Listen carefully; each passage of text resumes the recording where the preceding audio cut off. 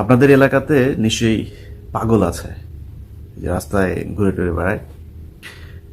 পাগলের একটা চরিত্র আছে, ওরা একা একাই বিড়বিড় করে, একা একাই পাগলামো করে, আবার কেউ যায় ওদের সাথে কথা টথা বললে বা খোঁচাইলে ওরা খুব বিরক্ত বোধ করে।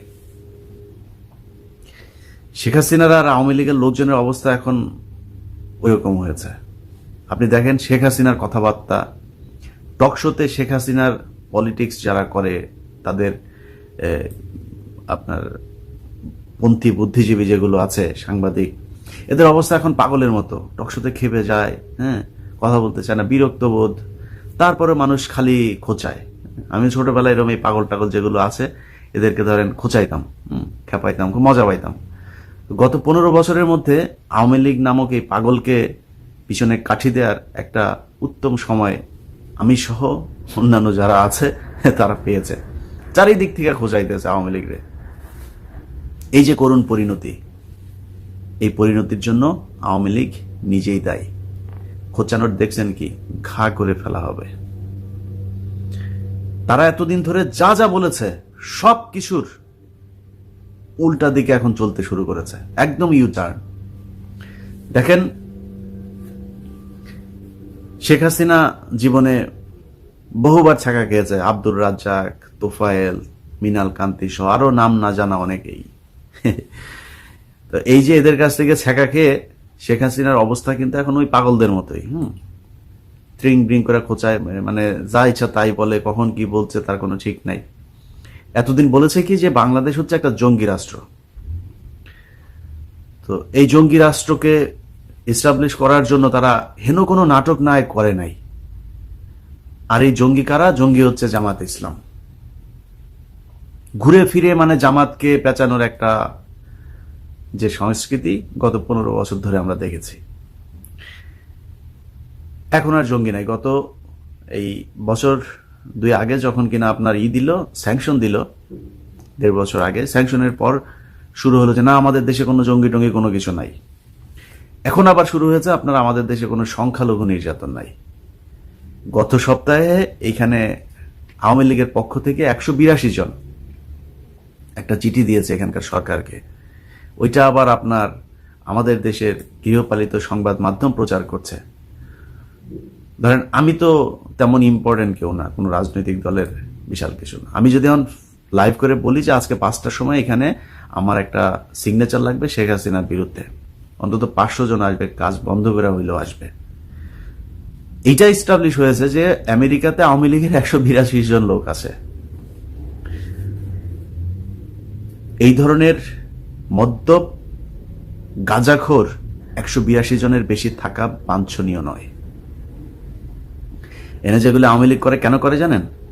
কারণ সারাদিন এই জায়গায় মানে বাঙালি যারা আমরা আছি, সবচেয়ে নিচু শ্রেণীর যে কাজগুলো আছে সেগুলো আমরাই করি এখানে। হ্যাঁ, ধরেন রেস্টুরেন্টে কাজ করা, উবার চালানো, বিশেষ করে উবার মানে এখানকার প্রায় মূল নিউ ইয়র্কের যে উবারের যারা গাড়ি চালক আছে তার মধ্যে 50% কিন্তু বাংলাদেশি, মোর দেন 50%। তো এরা সারাদিন এগুলো করে টাকা পয়সা কামায়। আরো অনেকে আগে এসে যারা ক্রেডিট কার্ড জালিয়াতি, তারপরে বিভিন্ন ধরনের ইটি করে, বাড়ি টাড়ি করে এখানে এমন বিশাল বড় বড় কথাবার্তা বলে। তো এদের তো কিছু একটা করা লাগবে। মানে এই যে টাকা আছে এটা তো কেউ জিজ্ঞেস করে না, আরে টাকা দিয়ে তো কি করবে, তো আর বাংলাদেশের মতো না। তো তাদের একটা কিছু করতে হবে। কি করে? যায় মনে করেন মসজিদ কমিটি নিয়ে এনে মারামারি করে, কে সভাপতি হবে, কে সেক্রেটারি, এগুলি নিয়ে মারামারি হয় কিন্তু এই জায়গায়। তারপরে রাজনীতি করে, বিশাল রাজনীতি। এখানে যত আওয়ামী লীগের লোকজন আছে দেখবেন এদের কথাবার্তা শুনলে এদের ওই মন্ত্রীর সাথে যোগাযোগ, ওই মন্ত্রীর সাথে, এরা বাংলাদেশের যে কোনো মন্ত্রীর চাইতেও প্রভাবশালী। আমেরিকায় যারা আপনার পলিটিক্স করে অনেক বিশাল প্রভাবশালী। এখানে মন্ত্রী টন্ত্রীরা আসে না, এসে তারপরে ওই যে মন্ত্রীর বউয়ের জন্য কসমেটিক্স কিনে নেওয়া যায়, নিজের জন্য টাইফোন কিনে নিয়ে যায়। তো এটা টাকা পে করে এরা। এই যে মন্ত্রীরা এগুলো কিনে দিলে এরা তো মনে করলো বিশাল ব্যাপার। মন্ত্রী দেশে যায়, এরপরে আর ফোনে পায় না। এত প্রভাবশালী নেতা এরা। তো তারা 182 জন। কোথায় 12 জন কংগ্রেসম্যান, মাত্র 12 জন কংগ্রেসম্যান, আর কোথায় 182 জন আওয়ামী লীগ নেতা? আপনি চিন্তা করতে পারেন, 182 জন, মাত্র 12 জন কংগ্রেসম্যান চিঠি দিয়েছে। তো এই চিঠিতে কি হবে?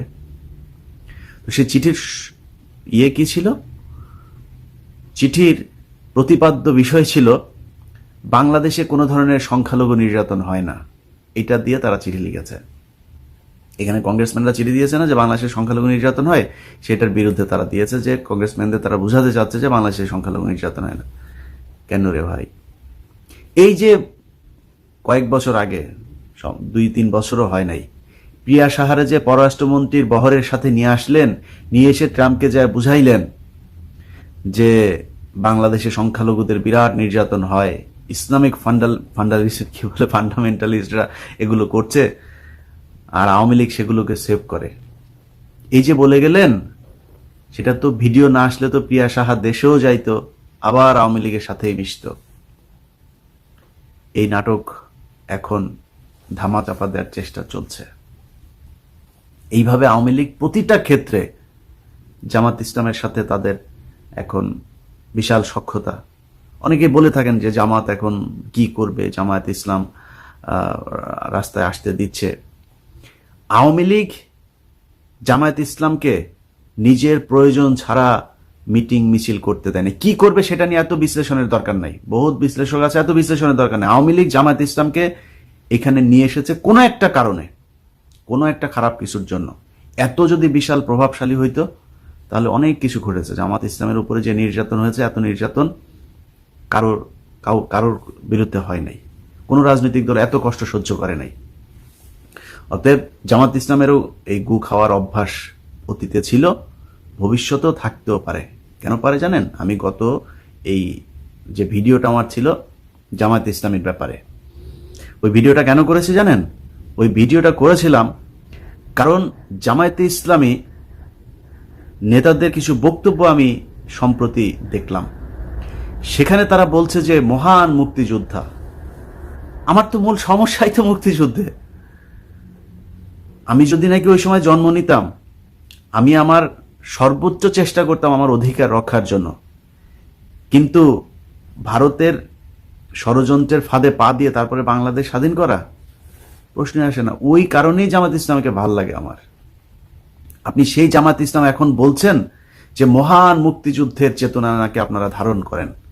বক্তব্য শুনেন, এই জামাত ইসলামের নেতারা বলেছে, তার চাইতেও বড় আঘাত যেটা আমি পেয়েছি সেটা হচ্ছে এই জামাত ইসলামের নেতারা বলছে যে বাংলাদেশের মহাপুরুষ বঙ্গবন্ধু শেখ মুজিবুর রহমান, এই যে বঙ্গবন্ধু শেখ মুজিবরে যে আপনি মহাপুরুষ বানাইতেছেন, কারণ কি?